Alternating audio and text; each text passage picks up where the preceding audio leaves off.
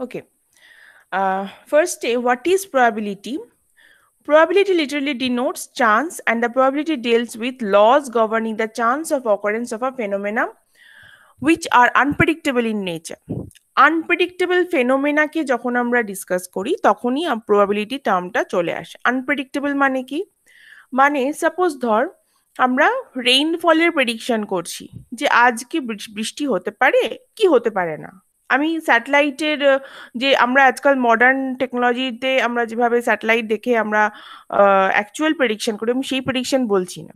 আমি জাস্ট এমনি, আমি কিছুই জানি না, আমি একজন লে ম্যান, আমি একজন সাধারণ মানুষ, আমি জাস্ট এমনি আর কি ভাবছি যে আজকে কি বৃষ্টি হবে কি বৃষ্টি হবে না। তো এই যে চান্সটা বৃষ্টি হতে পারে কি পারে না, এটা টোটালি আনপ্রেডিক্টেবল, কারণ আমি আর কিছুই দেখছি না। আমি কোনো ওয়েদার ফেনোমেনা আমি স্টাডি করছি না, আমি কিচ্ছু দেখছি না, না দেখেই আমি জাস্ট চেষ্টা করছি প্রেডিক্ট করার যে বৃষ্টি হবে কি হবে না। বাট অ্যাকচুয়ালি সেটা কিন্তু পুরোপুরি আনপ্রেডিক্টেবল। বৃষ্টি হতেও পারে নাও হতে পারে, আমি যদি বলি বৃষ্টি হবে সেটা মিলতেও পারে নাও মিলতে পারে। আমি কিন্তু এখানে জোর দিয়ে কিছু বলতে পারি না যে বৃষ্টি হবেই বা বৃষ্টি হবে না। যখন আমি আর অন্য কোনো ক্রাইটেরিয়া দেখছি না, এমন একটা জিনিস নিয়ে স্টাডি করছি যেটা প্রেডিক্ট করা অ্যাকচুয়ালি পসিবল না, সেখানেই চান্স বা প্রবাবিলিটি টার্মটা চলে আসে। আরো একটা এক্সাম্পল বলি, জিওগ্রাফিতে কেন প্রবাবিলিটি পড়তে হচ্ছে।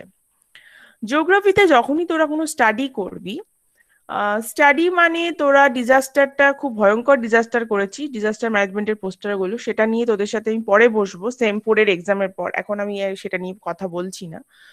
তো সেখানে স্টাডি ব্যাপারটা তোরা অতটা ক্লিয়ার বুঝতে পারিসনি, আমাকে আরো হয়তো ভালো করে বোঝাতে হবে তোদের।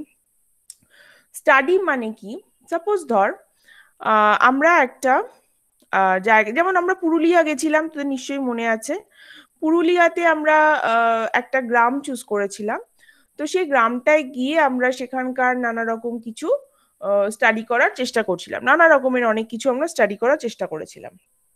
তো এবার যেটা হলো, সাপোজ ধর আমরা যখন একটা কোনো ক্রাইটেরিয়া, ধর আমি সাপোজ এরকম করছি যে ওখানকার medical facility is very bad. Okay, এটা আমার হাইপোথিসিস, হাইপোথিসিস মানে তত্ত্ব।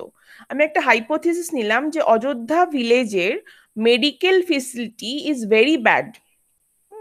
তো আমরা ওখানে মাত্র একটাই সেন্টার দেখতে পেয়েছিলাম, আর কিছু ওখানে ছিল না। বড় হসপিটালে যেতে গেলে অনেক দূরে যেতে হতো। হ্যাঁ, এবার ওখানকার লোকদের মধ্যে কনসিয়াসনেসটাও কম যে কিছু হলে হসপিটালে যেতে হয়, বা ডেলিভারির সময় হসপিটালে যেতে হয়, এই কনসিয়াসনেস গুলো কম। আমি একটা হাইপোথিসিস নিলাম যে medical facilities very bad at Ayodhya village. Okay, এইবার এই হাইপোথিসিসটা ট্রু কি ফলস সেটা আমি আমার স্টাডির মধ্য দিয়ে প্রমাণ করব। ওকে, এবার এই হাইপোথিসিসটা ফলসও হতে পারে। ফলস হলে তখন তাকে নাল বা ইনভ্যালিড বলে গণ্য করা হয়। আবার ট্রুও হতে পারে, সেটা আমার স্টাডির পরে দেখা যাবে যে অ্যাকচুয়ালি হাইপোথিসিসটা ফলস হলো না ট্রু হলো। তো তাহলে এখানে হাইপোথিসিসটা ট্রু বা ফলস দুটোই যেহেতু হতে পারে, তাহলে এখানে চান্স দুটোই ইকুয়ালি চান্স রয়েছে। ইকুয়ালি চান্স রয়েছে ট্রু হতে পারে বা ইকুয়ালি চান্স রয়েছে ফলস হতে পারে। ঠিক? তো এইভাবে হাইপোথিসিস যখন আমরা নিয়ে কাজ করি তখনই প্রবাবিলিটির কনসেপ্ট চলে আসে জিওগ্রাফিক্যাল স্টাডিতে। তাই প্রবাবিলিটি আমাদের জানতে হবে এবং শিখতে হবে। এই অবধি কারোর কোনো ডাউট? No ma'am. না ম্যাম। ওকে, আচ্ছা, নেক্সট দেখ, all statistical tests involve the calculation of probabilities either directly or indirectly, because statistics and statistical hypotheses are concerned not with certainties but with probabilities. যেটা আমি একটু আগেই বললাম, certainly নিশ্চিত করে আমি কিছু বলতে পারি না যে ওখানকার মেডিকেল ফেসিলিটি খারাপ, আমি এটা নিশ্চিত করে বলতে পারি না, এটা আমার অনলি একটা হাইপোথিসিস।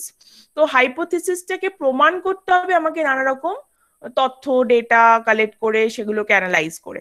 বাট আমি প্রবাবিলিটি বলতে পারি যে এটা হতে পারে, এটা তাই আমি হাইপোথিসিস নিলাম, আবার নাও হতে পারে, আমার প্রমাণ সাপোর্ট করলো না, তখন অবশ্যই আমি বলবো না অবশ্যই আমারটা ভুল ছিল হাইপোথিসিসটা, তাহলে উল্টো মানে অল্টারনেটিভ হাইপোথিসিসটা কারেক্ট হবে, তার মানে ওখানকার medical facility is very good. ঠিক আছে, দুটোই হতে পারে। তো সার্টেনলি এটা হবেই, এটা আমরা স্ট্যাটিস্টিক্যাল কোনো টেস্টেই বলতে পারি না। এভরি স্ট্যাটিস্টিক্যাল টেস্টে কিন্তু প্রবাবিলিটি বলা হয়, সার্টেনটি কিন্তু কোথাও বলা হয় না। they are never said to be true or false but rather probability that they are true or false is stated, যেটা আমি একটু আগেই বলছিলাম। কখনোই আমরা বলতে পারবো না যে একটা হাইপোথিসিস, এই হাইপোথিসিসটা অবশ্যই ট্রু। স্টাডিটা করার আগে, টেস্টটা করার আগে আমরা বলতে পারবো না যে এটা ট্রু। তো ততক্ষণ অবধি আমাকে বলতে হবে মানে এটা প্রবাবল যে এটা ট্রু হতে পারে আবার ফলসও হতে পারে। ওকে, তো এই জন্য অল টাইম আমরা প্রবাবিলিটি টার্মটা ইউজ করব। From an analysis of probabilities associated with events, future behavior or past states of the event under study may be estimated. Events কি জিনিস আমি সেটা একটু পরে আসছি, আমার টার্মিনোলজিতে আমি ইভেন্টস কি কাকে বলছে বোঝাবো, তখন এই ব্যাপারটা বুঝতে পারবে। আচ্ছা, although historically the probability theory originated from the games of chance played by tossing coins, আচ্ছা প্রবাবিলিটি যদি আমরা দেখি হিস্টোরিক্যালি, ইতিহাসে যদি আমরা তাকাই দেখতে পাবো যে প্রবাবিলিটি এই কনসেপ্টটা এসেছিল তখন একটা সময় খুব আর কি গ্রিস বা ইউরোপিয়ান কান্ট্রিজ গুলোতে তখন নানা রকম খেলা এন্টারটেনমেন্টের জন্য আস্তে আস্তে চালু হয়। ইভেন আমাদের এখানেও মহাভারতে আমরা পাশা খেলা দেখি। হ্যাঁ, তো সেই যে পাশাতেও এক ধরনের ডাইস, ডাইস মানে আমরা যেমন লুডোতে ছক্কা ফেলি সেই রকম পাশাতেও এক ধরনের ডাইস দিয়ে ওরা খেলতো। তো সেই যে যেখানে আর কি ডাইস বা কয়েন রিলেটেড টস করা, থ্রো করা, তারপর ধর কার্ড মানে তাস, যেটাকে বলি তাস খেলা, ড্রয়িং কার্ডস, তো সেই টাইপের খেলা যেখানেই থাকে সেখানেই চান্স বা প্রবাবিলিটি চলে আসে। তো হিস্টোরিক্যালি দেখতে গেলে প্রবাবিলিটি থিওরি কিন্তু এই টাইপের খেলা প্রেডিক্ট করা থেকে আসে, যেটাকে আমরা বলি জুয়া খেলা। আজকাল আমরা এটাকে বলি দেখবি জুয়া খেলা, সেই সময় হিস্ট্রিতেও ছিল, তখন এরকম প্রেডিক্ট করা হতো। তারপরে আস্তে আস্তে মানে ওই প্রেডিক্ট করাটাকে আরো অনেক স্ট্রং করতে প্রবাবিলিটি না এরকম থিওরি, তার না এরকম ফর্মুলা এলো যাতে প্রেডিকশনটা একদম ঠিকঠাক মিলে যায়। তো তারপর আস্তে আস্তে এখন কিন্তু প্রবাবিলিটি থিওরি এখন আর ওটাতে এখন আর আটকে নেই, এখন অনেক কিছু অনেক ভার্স্ট নানা রকম ফিল্ডে কিন্তু আমরা প্রবাবিলিটি থিওরিটা অ্যাপ্লাই করে থাকি, সেই জন্য এটার ইম্পর্টেন্স এখন ভীষণ বেড়ে গেছে।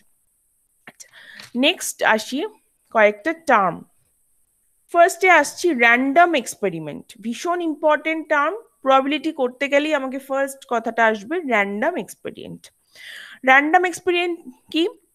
when a coin is tossed, whether, sorry এখানে ভুল স্পেলিং লিখেছি, whether, sorry এটা either হবে, whether না, either head or tail appears, either head or tail appears, but the result of any toss cannot be predicted in advance.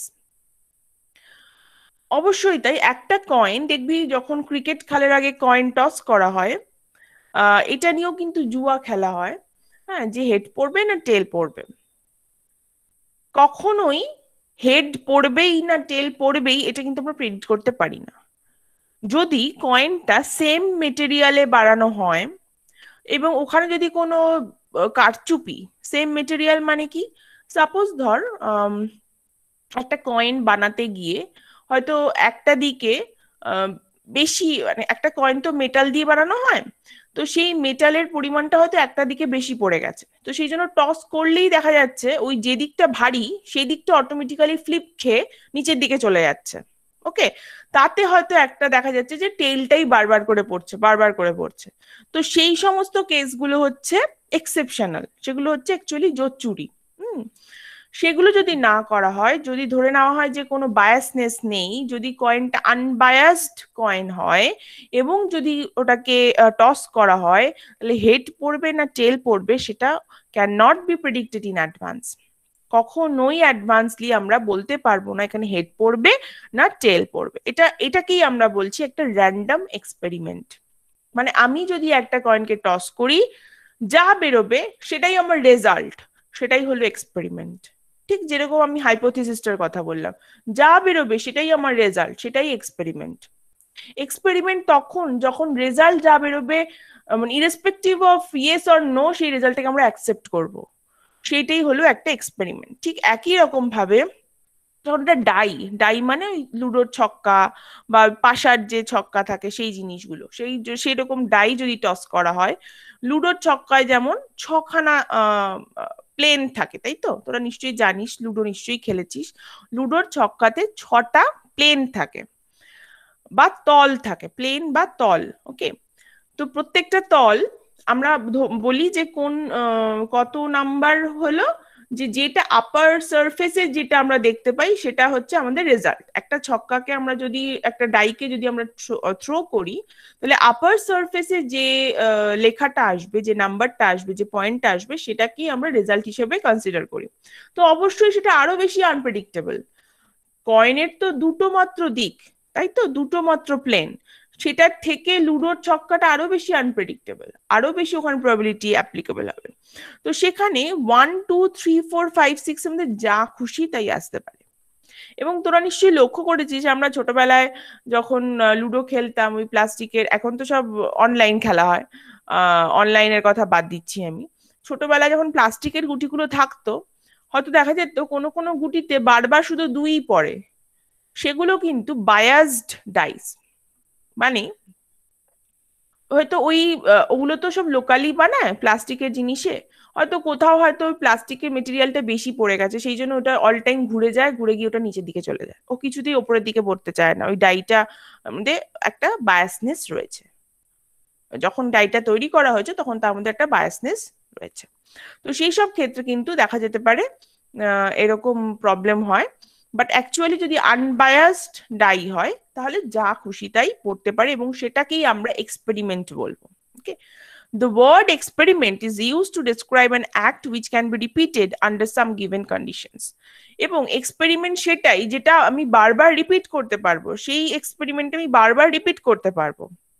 এবং অবশ্যই কিছু মানে গিভেন কন্ডিশনস থাকবে, সেই কন্ডিশনে আমাকে এক্সপেরিমেন্টটা রিপিট করতে পারবো। ঠিক দেখবি সায়েন্টিফিক এক্সপেরিমেন্ট যেগুলো, সেগুলো বারবার বারবার এক্সপেরিমেন্ট করে ডেটা কালেক্ট করা হয়। ওকে, এই যে ধর আমি আরেকটা খুব ভালো এক্সাম্পল দিচ্ছি, এই যে কোভিড, এখন আমরা যে করোনার জন্য ভীষণ একটা ভয়ে রয়েছি, তো কোভিডের জন্য কিন্তু, কি ঢুকলো এখন, সুদীপা সাহা, কোভিডের জন্য আমাদের, তোরা জানিস নিশ্চয়ই যে নানা রকমের সব জায়গায় সায়েন্টিস্টরা নানা রকমের চেষ্টা করে চলেছে আমাদের জন্য, যাতে কিছু প্রোটেক্টিভ কোনো টিকা বা কিছু একটা ওষুধ, মেডিসিন কিছুটা আবিষ্কার করতে পারে। বাট এখন অব্দি ট্রাই করে চলেছে, এখনো সাকসেসফুল এখন অব্দি বলা যাচ্ছে না। তো এটাই হচ্ছে এক্সপেরিমেন্ট, ট্রাই করছে মানে ওরা কিন্তু বারবার করে মানুষের উপর অ্যাপ্লাই করছে, দেখছে, নানা রকমের ডেটা কালেক্ট করছে, অ্যাপ্লাই করার পরে তার 10 দিন পরে কি অবস্থা, তার মধ্যে কি করোনা ঢুকলো কি ঢুকলো না, এই যে টাইপের ডেটাগুলো, এগুলো হচ্ছে এক্সপেরিমেন্ট। সে হয়তো মানুষ, ধর একটা মানুষ তার নাম এক্স, তার উপর অ্যাপ্লাই করলো, দেখলো সাকসেসফুল। এবার ওয়াই, তার হয়তো কন্ডিশনস গুলো আবার একটু আলাদা, তার হয়তো শরীরে সুগার আছে, তার হয়তো শরীরে কোলেস্টেরল আছে, তার উপর আবার অ্যাপ্লাই করলো, দেখলো তারপর তার উপরেও কি ডেটাটা সেম ডেট রেজাল্ট দিচ্ছে নাকি অন্য কিছু রেজাল্ট দিচ্ছে। যদি ইয়েস হয় তাহলে ভালো, আর যদি নো হয় তাহলে অবশ্যই আবার কিছু রেকটিফিকেশন লাগবে, তখন আবার রেকটিফিকেশন করে আবার চেষ্টা করবে। তো এইরকম এই এক্সপেরিমেন্ট করতে হবে, এবং করে রেজাল্ট কালেক্ট করে করে আস্তে আস্তে তার নানা রকমের চেঞ্জেস আনতে হয়। তো এটাকেই বলে এক্সপেরিমেন্ট। এক্সপেরিমেন্ট কিন্তু রিপিট হবে, সেটাই হলো এক্সপেরিমেন্ট। আচ্ছা, এক্সপেরিমেন্টের সাথে র্যান্ডাম যখন যোগ হচ্ছে, টার্মটা র্যান্ডাম কথাটার মানে হলো depending on chance.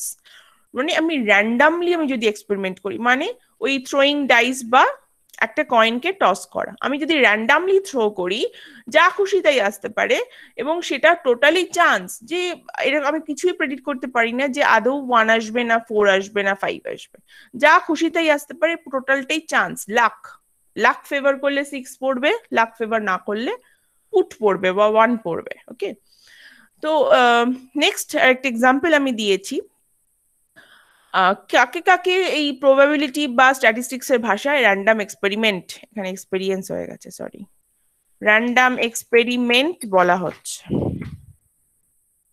Tossing a coin, throwing a dice, drawing cards, drawing cards মানে যে ওই তাস খেলা, তাস ড্র করা, ড্রয়িং বলস ফ্রম আ বক্স, একটা বক্সের মধ্যে হয়তো কালো বল আছে লাল বল আছে, তো সেখান থেকে হয়তো আমাকে বলা হলো দুটো লাল বল ড্র করো, তো তার যে মানে আমার চোখটা বেঁধে দেওয়া হলো, চোখটা বেঁধে বলা হলো দুটো লাল বল নিয়ে এসো। তো আমি দুখানা বল তুললাম, তো সেই দুটো বল লাল হবে না কালো হবে সেটা টোটালি অন চান্স, আমি তো দেখতে পাচ্ছি না। স্টাডিং দ্য, এবার দেখ আমি একটা জিওগ্রাফিক্যাল এক্সাম্পল দিচ্ছি। Studying the distribution of boys and girls in families having 2 children, একটা ফ্যামিলিতে দুটো চিলড্রেন যদি থাকে, তাহলে তার মধ্যে বয়েজ এন্ড গার্লস এর ডিস্ট্রিবিউশন স্টাডি করা, এটাও র্যান্ডম এক্সপেরিমেন্ট। কারণ দুটো চিলড্রেনের মধ্যে দুটোই ছেলে হতে পারে, দুটোই মেয়ে হতে পারে, বা একটা ছেলে একটা মেয়ে হতে পারে, তাই তো? তো সেই জন্য এই যে কম্বিনেশনটা, এই ডিস্ট্রিবিউশনটা স্টাডি করাও কিন্তু র্যান্ডম এক্সপেরিমেন্ট। প্লাস আর একটা এক্সাম্পল দিচ্ছি, দেখ, studying the distribution of dependent and independent members in families of 4 members. একটা ফ্যামিলিতে হচ্ছে 4টে মেম্বার রয়েছে, আমি ধরে নিলাম আইডিয়ালি এখনকার এক একটা ফ্যামিলিতে 4টে করে মেম্বার রয়েছে, ঠিক আছে? তো 4টে করে মেম্বারের মধ্যে কজন ডিপেন্ডেন্ট মেম্বার, কজন ইন্ডিপেন্ডেন্ট মেম্বার, মানে কতজন আর্নিং করে এবং কতজন ওই ধর সাপোজ হতে পারে এক একটা ফ্যামিলিতে থাকে একজন আর্নিং মেম্বার আর বাকিরা ডিপেন্ডেন্ট মেম্বার্স। তো সেইটার সাথে কিন্তু আমাদের ইকোনমি আমরা তখন ডিসকাস করতে পারি, ইকোনমি স্টাডি করতে পারি। তো সেই ইকোনমি স্টাডি করতে গেলে কিন্তু আমরা এই টাইপের একটা হাইপোথিসিস নিয়ে কাজ করতে পারি, dependent independent members in families of 4 members. তো এটাও কিন্তু র্যান্ডম এক্সপেরিমেন্টের একটা এক্সাম্পল। আচ্ছা, নেক্সট এবার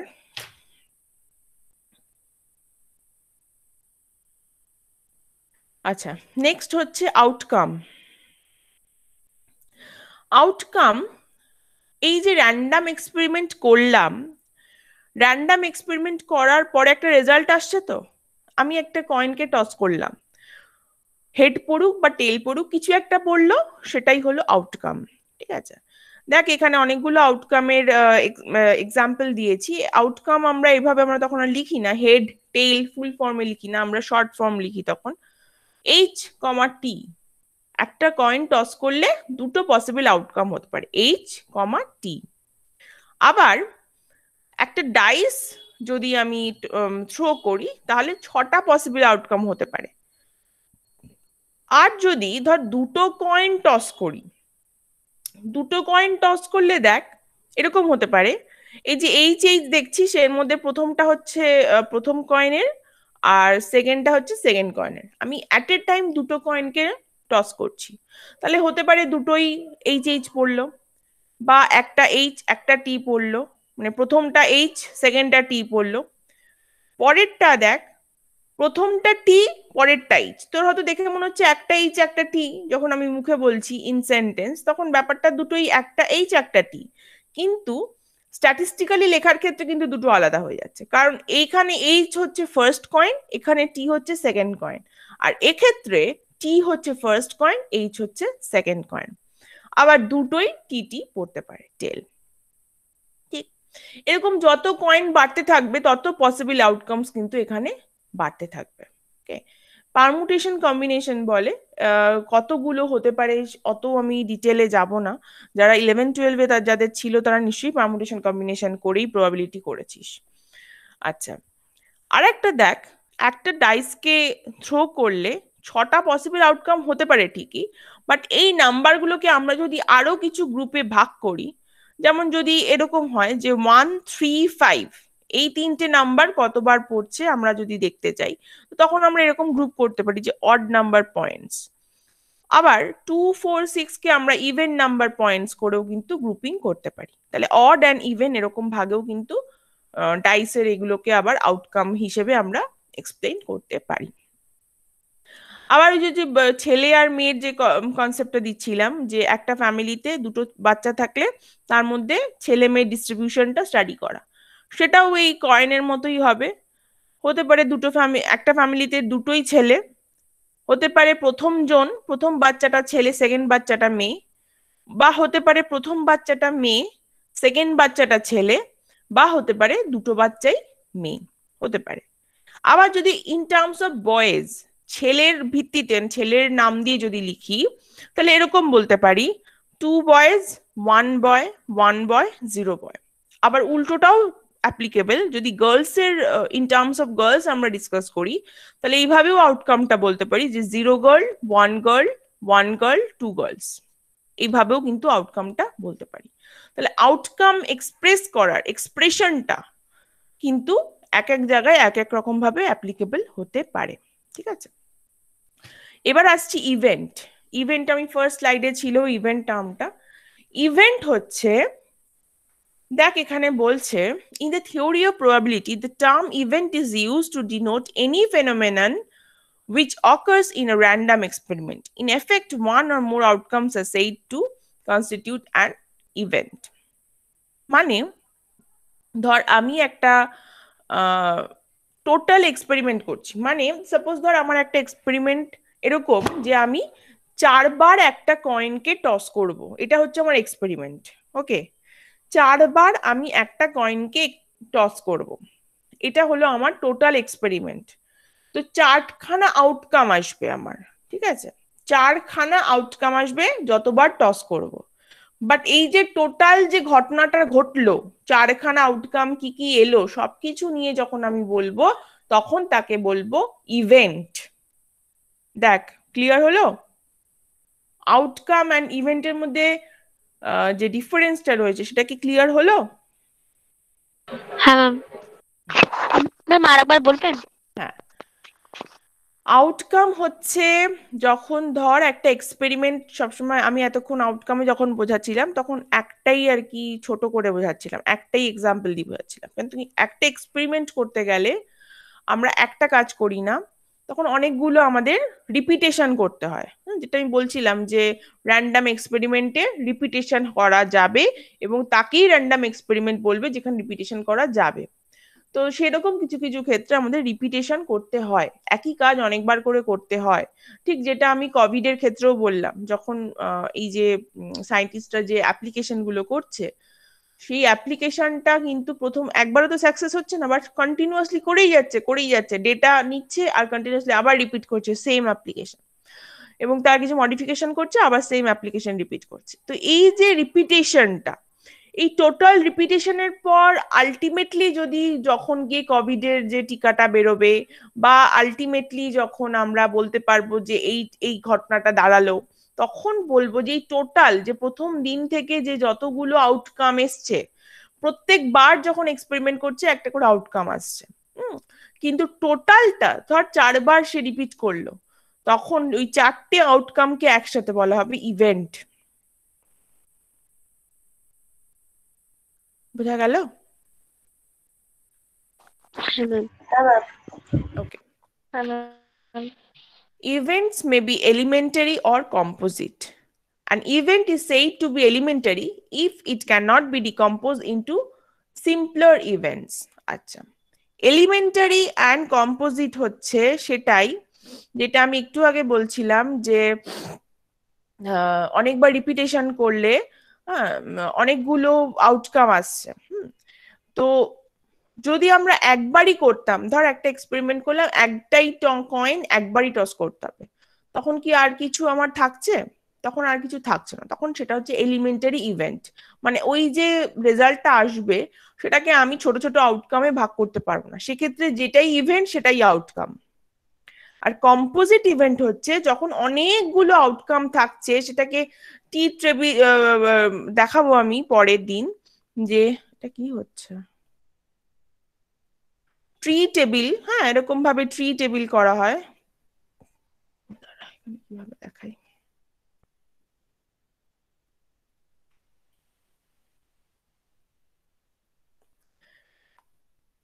ট্রি টেবিলের মতন করে, মানে ধর এরকম একটা ইভেন্ট, সেখান থেকে আবার দুটো ইভেন্ট, সেখান থেকে আবার হয়তো ইভেন্ট বলছি সরি, দুটো আউটকাম, সেখান থেকে আবার হয়তো 3টে আউটকাম, এরকম করে করে যদি আমরা এরকম টি টেবিলের ব্যাপারটাকে প্লট করি, তাহলে হয়তো দেখতে পাবো ব্যাপারটা আরো অনেক বড়, অনেকটা মানে অনেকটা কি বলবো লেন্দি একটা এক্সপেরিমেন্ট হয়ে যাচ্ছে।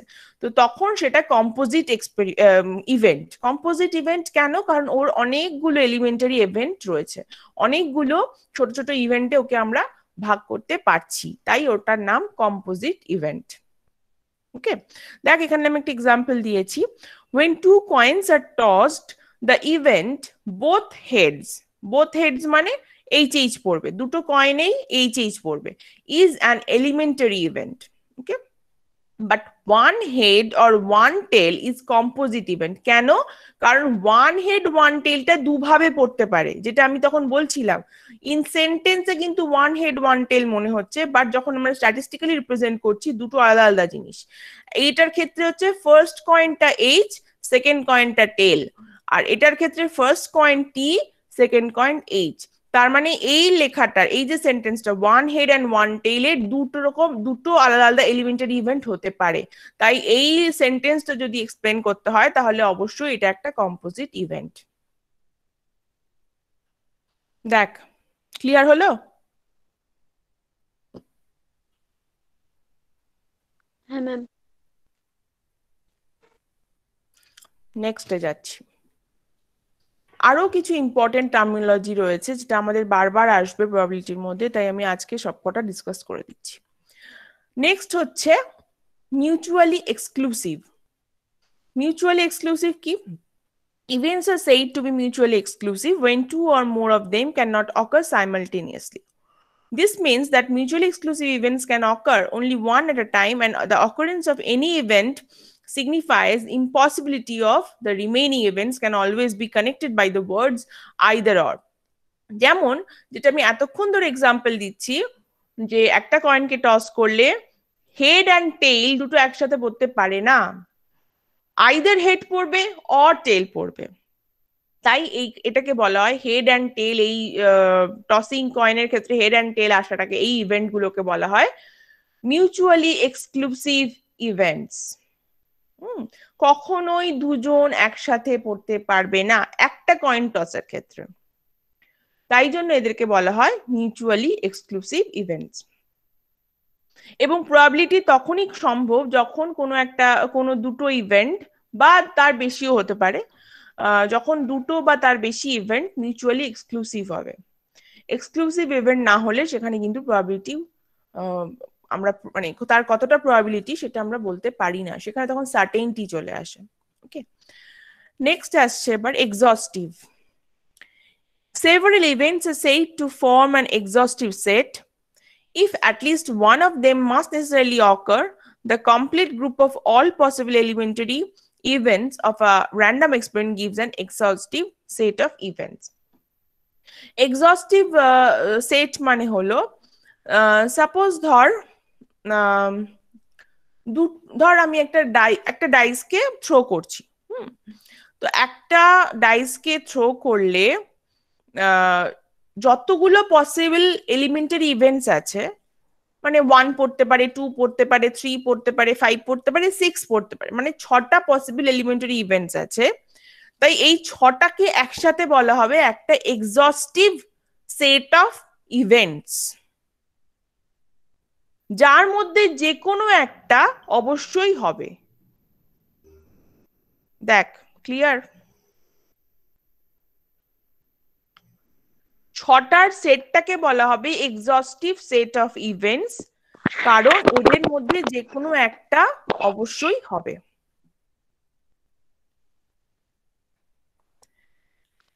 মিউচুয়ালি এক্সক্লুসিভ আর এক্সস্টিভ ইভেন্ট মধ্যে একটু ডিফারেন্স রয়েছে। কি জিনিস? মিউচুয়ালি এক্সক্লুসিভ মানে ওই 1 or 2 or 3 মানে প্রত্যেকটা এলিমেন্টারি ইভেন্ট আরেকজনের সাথে mutually exclusive.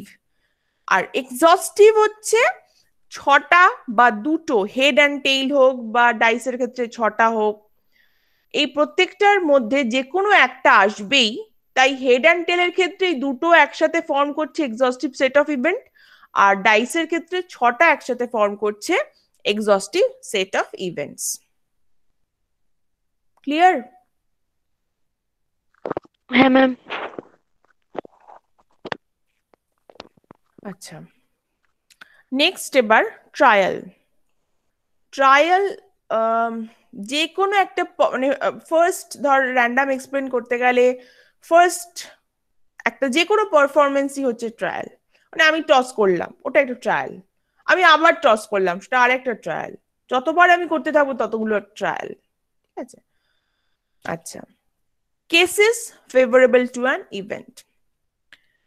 Among all the possible outcomes of a random experiment, those cases which entail occurrence of an event A মানে একটা particular event are called cases favorable to A. মানে suppose ধর একটা random experiment করছি, random experiment একটা dice নিয়ে করছি, এটা বড় জিনিস দিয়ে বোঝাই তাহলে বুঝতে পারবি। তো একটা ডাইস নিয়ে, একটা ছক্কা নিয়ে একটা র্যান্ডম এক্সপেরিমেন্ট করছি। তো সেখানে ছখানা পসিবল আউটকাম হবে, আমি একটু আগেই বলেছি। তো পসিবল আউটকাম গুলোর মধ্যে আমি হয়তো আবার কিছু গ্রুপিং করলাম। কিরকম গ্রুপিং করতে পারি আমি আগেই বলেছি, যে যেহেতু এখানে 1 2 3 4 5 এরকম সংখ্যা আসে, তো আমি এরকম গ্রুপিং করতে পারি যে অড নাম্বার পয়েন্ট গুলো আমি একটা করব, আর একটা ইভেন নাম্বার পয়েন্টস গুলো আমি একটা করব। ঠিক আছে, তাহলে এখানে একটা কেস হচ্ছে অড নাম্বার, সেকেন্ড কেস হচ্ছে ইভেন নাম্বারস। ঠিক আছে, তাহলে অড নাম্বারের মধ্যে কিন্তু আবার তিনটে কেস হতে পারে, আর ইভেন নাম্বারের মধ্যে আবার তিনটে কেস হতে পারে। কি কি কেস? অডের মধ্যে হলে হবে 1 3 5, ইভেনের মধ্যে হলে হবে 2 4 6। দেখ এখানে আমি এক্সাম্পলটাই দিয়েছি। তাহলে তখন এই 1 3 5 এই তিনটে কেসের মধ্যে যদি যে কোনো একটা যদি আসে, তাহলে তখন সেটাকে বলা হবে favourable to the event odd number of points. কারণ আমি আর একটা গ্রুপিং করেছি, এবং এইগুলো তো আরো বাড়তে থাকবে যত আর কি এই ছটার বদলে যদি আরো অনেক বেশি সংখ্যা এখানে আসে। ধর একটা জায়গার হয়তো পপুলেশন নিয়ে স্টাডি করছি, তো সেখানে ব্যাপারগুলো কিন্তু আরো অনেক কমপ্লিকেটেড হবে, এবং আরো অনেক বেশি গ্রুপিং করা যেতে পারে, আরো অনেক বেশি কিন্তু ইভেন্ট তৈরি করা যেতে পারে। ওকে, এবং সেখানে তখন cases favourable to an event একটা কিন্তু একটা বড় রোল প্লে করতে পারে। তো এটা আমি অনেক সিম্পল এক্সাম্পল দিয়ে বোঝাচ্ছি যাতে তোরা ভালো করে ব্যাপারটা বুঝতে পারিস। নেক্সট হচ্ছে ইকুয়ালি লাইকলি। ইকুয়ালি লাইকলি কথাটা থেকেই নিশ্চয়ই বুঝতে পারছিস যে ইকুয়ালি লাইকলি মানে যে একটা আউটকাম হতেও পারে নাও হতে পারে, সেটাকেই আমরা বলি ইকুয়ালি লাইকলি, মানে দুটোই সম্ভব। এটা আমরা প্রবাবিলিটির মেন থিমটাই তাই, যে দুটোই সম্ভব, দুটোই ইকুয়ালি লাইকলি পসিবল, যে এটাও হতে পারে ওটাও হতে পারে। দেখ এখানে সেটাই বলছে, the outcomes of a random experiment are said to be equally likely if after taking into consideration all relevant evidence none of them can be expected in preference to another। যেটা আমি এতক্ষণ ধরে বলছি, প্রত্যেকটা আউটকাম কিন্তু একটা random এক্সপেরিমেন্টের সমানভাবে হওয়ার চান্স আছে। এই নয় যে আমি বলতে পারি একটা কয়েন টস করলে হেড পড়ার চান্সটা বেশি বা টেইল পড়ার চান্সটা বেশি, এটা আমি কখনো বলতে পারি না। বা একটা ডাইসকে থ্রো করলে ছটার মধ্যে টু টু পয়েন্টটা পড়ার সম্ভাবনা বেশি, আমি কখনো বলতে পারি না। সবকটা একটা ডাইসের সবকটা সারফেস, সবকটা প্লেন পড়ার ইকুয়ালি লাইকলি চান্স আছে, ঠিক সেভাবেই একটা কয়েনকে আমি টস করলে দুটো সারফেস বা দুটো প্লেন পড়ার ইকুয়ালি লাইকলি চান্স আছে। তাই তো, তাই একটা আনবায়াস মাথায় রাখতে হবে, এখানে আনবায়াস যাই বলবো আমি, ডাই বা কয়েন বা যা কিছু, সবকিছু যেন আনবায়াসড হয়। আনবায়াসড হলেই কিন্তু যে কোনো একটা চয়েস আসার ইকুয়ালি লাইকলি চান্স রয়েছে। ওকে, আচ্ছা এবার চলে আসছি ফর্মুলা প্রবাবিলিটি। প্রবাবিলিটির ফর্মুলা খুব easy, number of outcomes favourable to the event divided by total number of mutually exclusive, exhaustive and equally likely events। মানে সাপোজ ধর আমার টোটাল আউটকাম হতে পারে, যেমন ধর আমি আমি একটা ডাইসের ক্ষেত্রে বোঝাচ্ছি, একটা ডাইসে ছটা আমার পসিবল আউটকাম হতে পারে, তাহলে ছয় হচ্ছে নিচে থাকবে, ছটা আমার পসিবল আউটকাম হতে পারে, তাহলে নিচে 6 থাকবে।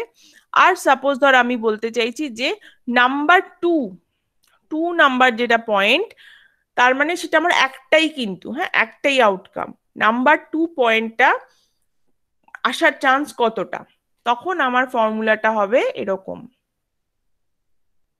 আমি বলতে চাইছি যে ডাইসের মধ্যে যেখানে টু লেখা থাকে, সেই টু আমি যদি একবার ডাইসটাকে থ্রো করি, তাহলে টু পড়ার চান্স কতটা, প্রবাবিলিটি কতটা, সেই ফর্মুলাটা মানে তার মানে সেই প্রবাবিলিটিটা বার করার জন্য আমাদের ফর্মুলা হবে, যেহেতু টু হচ্ছে একটাই ইভেন্ট, নাম্বারটা টু হতে পারে বাট এটা তো একটা ইভেন্ট, তাই এটা হচ্ছে 1/, টোটাল কটা পসিবল ইভেন্ট হতে পারে 6, তাহলে 1/6 হচ্ছে আমার প্রবাবিলিটি। দেখ এই অবধি কারোর কোনো ডাউট থাকলে বল, এটাই আমার আনসার, 1/6। যদি এরকম বলা হতো যে ডাইসের 2 পয়েন্ট আর 4 পয়েন্ট এই দুটো পড়বে, হুম, তাহলে তখন আবার কিন্তু এখানে একটু গন্ডগোল হয়ে যেত, একটু অন্যভাবে জিনিসটাকে করতে হতো। ঠিক আছে, তো একদম সিম্পলটা আগে বল, তারপর গন্ডগোলের দিকে যাব। এই অবধি কারোর ডাউট থাকলে আমাকে বল। ম্যাম এটা আরেকবার বললে একটু ভালো হতো, কেমন বুঝতে পারছি না। কোশ্চেন দিয়েছে ধর তোকে যে একটা ডাইস থ্রো করা হলো, একটা লুডোর ছক্কা ছোড়া হলো, ঠিক আছে, 0.2 ছক্কাটি যেখানে 2 লেখা আছে সেটি পড়ার সম্ভাবনা কতটা, প্রবাবিলিটি কতটা। তাহলে 0.2 একবার পড়ার প্রবাবিলিটি কতটা সেটাই জানতে চেয়েছে। তো 0.2 একবার পড়বে মানে একখানা ইভেন্ট হবে, তাহলে এটা 1। আর টোটাল পসিবল ইভেন্ট কি, একটা ডাইসে আমি বলেছি 6খানা সারফেস থাকে, তাহলে 6খানার মধ্যে যে কোনো একটা তো পড়তেই পারে, তাই তো। তাই টোটাল পসিবল ইভেন্ট হচ্ছে আমার 6, যেহেতু ডাইসের 6টা সারফেস আছে তাই। তাহলে 6 হচ্ছে আমার টোটাল পসিবল ইভেন্ট। আর একটা ইভেন্ট এখানে কতবার পড়বে, এই মানে সম্ভাবনা কতটা, পসিবিলিটি কতটা। তাহলে আমি আমার ফর্মুলা হচ্ছে এই ফর্মুলা অনুযায়ী 1/6, মানে number of outcomes favourable to the event. Favourable to the event মানে এখানে 2, 2 কতবার পড়বে। তাই এখানে 2 একবারই পড়তে পারে, প্রথম একবার যদি আমি ডাইসটাকে থ্রো করি 2 পড়লে একবারই পড়তে পারে, 2 তো দুবার পড়তে পারে না। দেখ, যে আমাকে জিজ্ঞেস করলি তাকে বলছি। হ্যাঁ ম্যাম বুঝতে পেরেছি। 2 যেহেতু একবারই পড়বে তাই ওপরে 1 হবে, /6 হবে। বল, আর কারোর কোনো কোশ্চেন?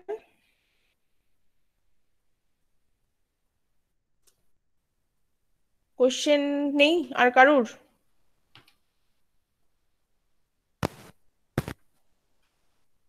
আচ্ছা, এবার খাতা পেন বার কর। 3টে প্রবলেম, সব থেকে সিম্পল সিম্পল প্রবলেম করাবো। পরীক্ষাতে সিম্পল প্রবলেম আমি দিতে পারি, মাথায় ঠিক যা জিনিস করাবো সেই জিনিস কিন্তু পরীক্ষায় আসতে পারে। খাতা পেন বার হলে বলবি।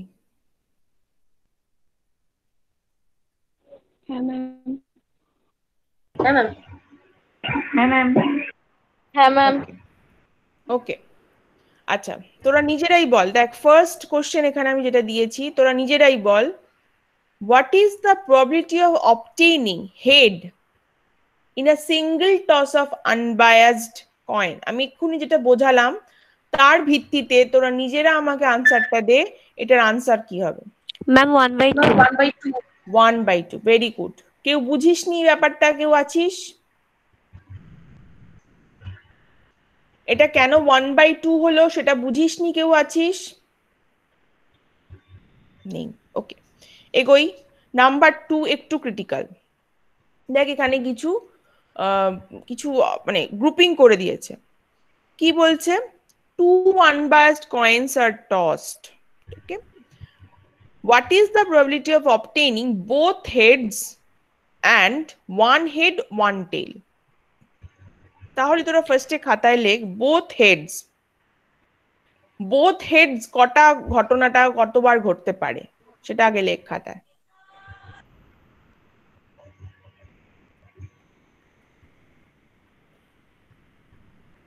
both heads and one head one tail. both heads মানে HH, তাই তো, হ্যাঁ ম্যাম। মানে দুটো কয়েনেই H, দুটো কয়েনেই হেড। এটা প্রথম কয়েনটা হেড আসলেও যা হবে HH, আবার সেকেন্ড কয়েনটা আগে হেড আসলেও যা তাই হবে HH। তাহলে ঘটনাটা এটা একবারই ঘটতে পারে, তাই তো। হ্যাঁ ম্যাম। HH তাহলে কিন্তু একটা এলিমেন্টারি ইভেন্ট যেটা একবারই ঘটতে পারে, পাশে 1 লিখে রাখ। নাম্বার অফ ফেভারেবল কেসেস বলে উপরে হেডিং কর, number of favourable cases HH equals to 1।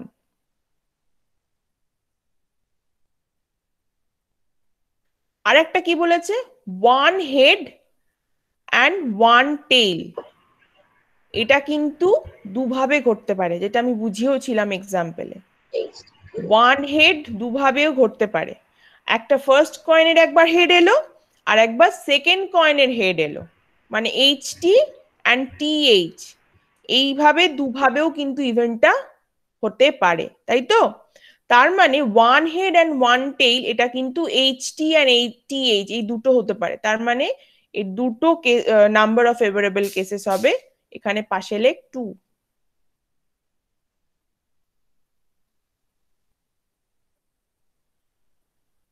কারোর কোনো কোশ্চেন এখানে? তাহলে এবার আমি প্রবাবিলিটি বার করে ফেলি। খুব ইজি। ফর্মুলা অনুযায়ী কি হবে ফার্স্ট এরটা? ম্যাম ফার্স্ট এরটা 1/4।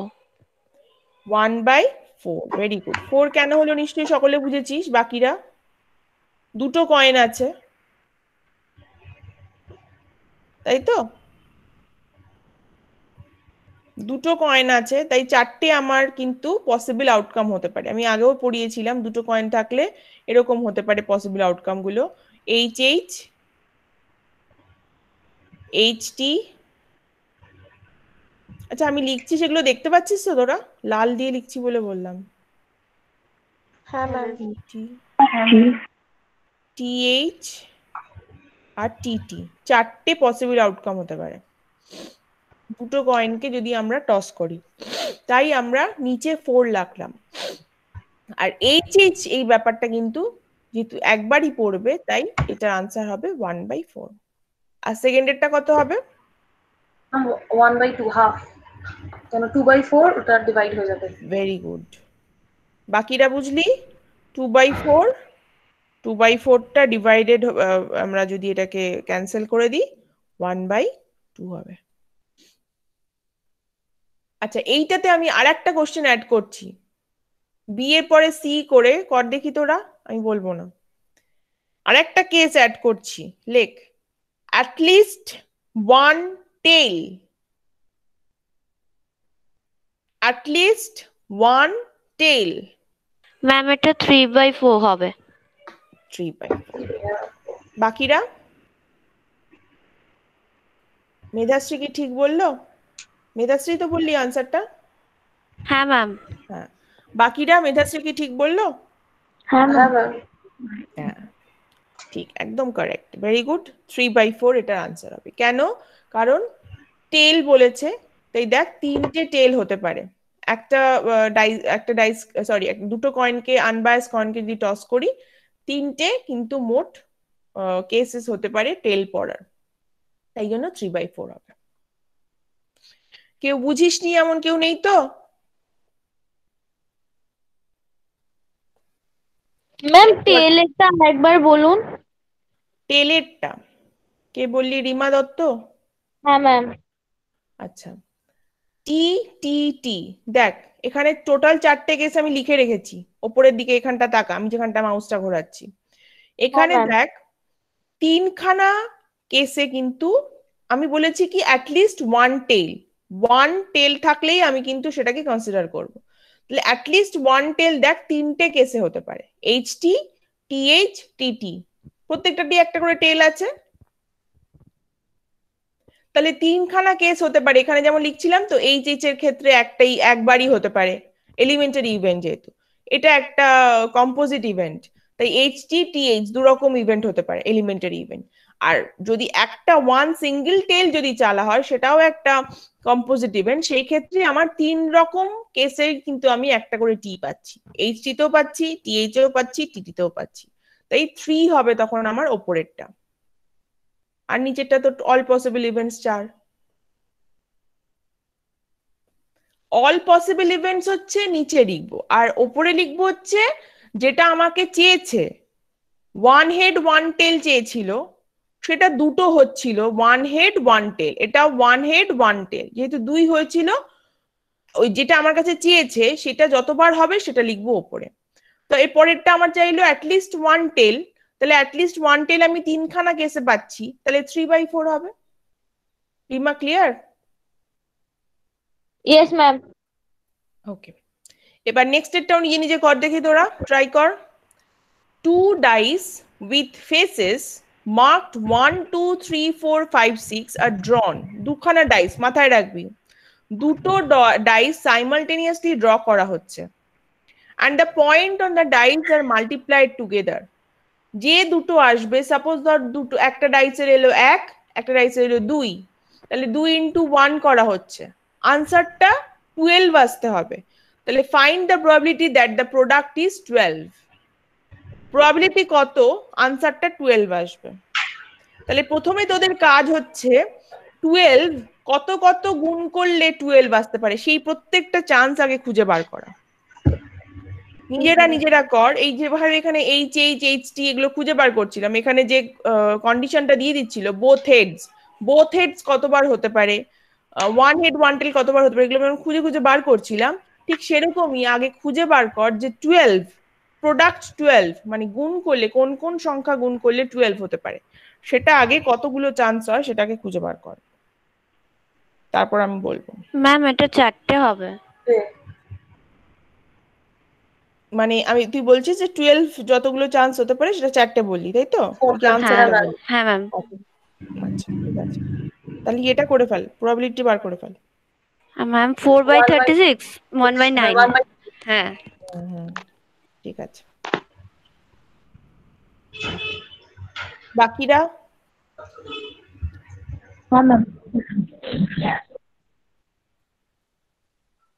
বাকিরা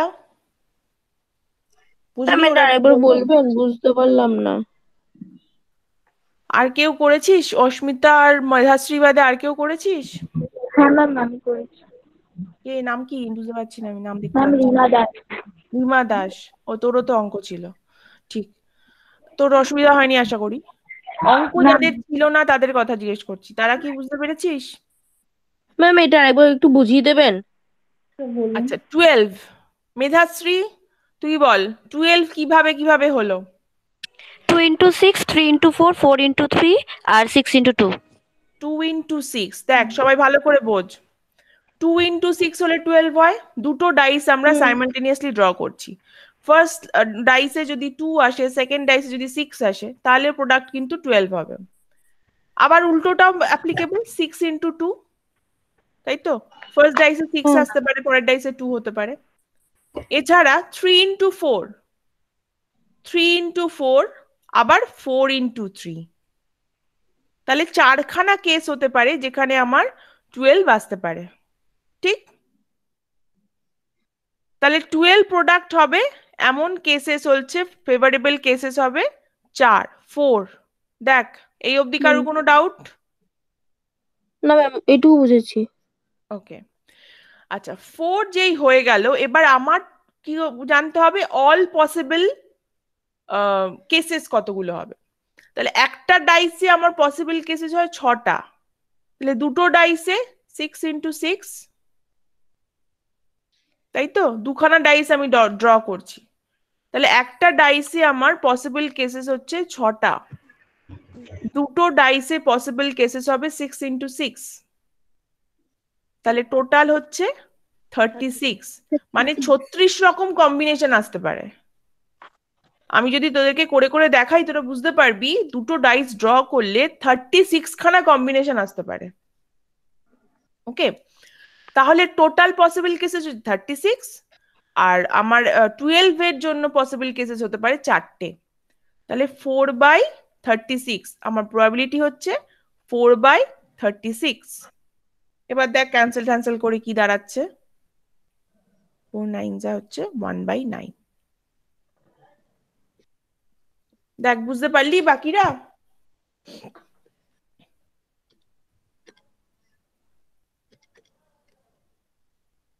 বুঝতে না পারলে আবার বলবি, আমি আবার বলবো, চুপ করে বসে থাকবি না। হ্যাঁ ম্যাম বুঝতে পেরেছি। হ্যাঁ ম্যাম বুঝতে পেরেছি। আচ্ছা, আজকে আমাদের ক্লাসটা এখানেই আমি শেষ করব। আমি পরে কিছু তোদের অঙ্ক দিয়ে দেব, সেগুলো তোরা প্র্যাকটিস করবি, বা পরে আমি জানতেও চাইবো। আমি কালকে একটা ক্লাস রেখেছি সকাল 11টায়, সেখানে প্র্যাকটিক্যাল নিয়ে বলবো।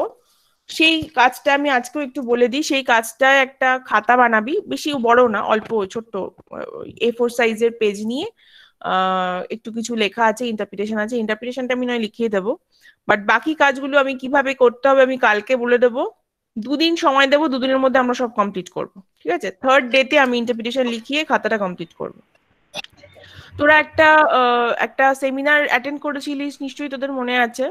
চন্দন সুরভি স্যার ক্লাস নিয়েছিলেন তোদের এয়ার পলিউশনের ওপর, মনে পড়ছে? হ্যাঁ ম্যাম। হ্যাঁ ম্যাম।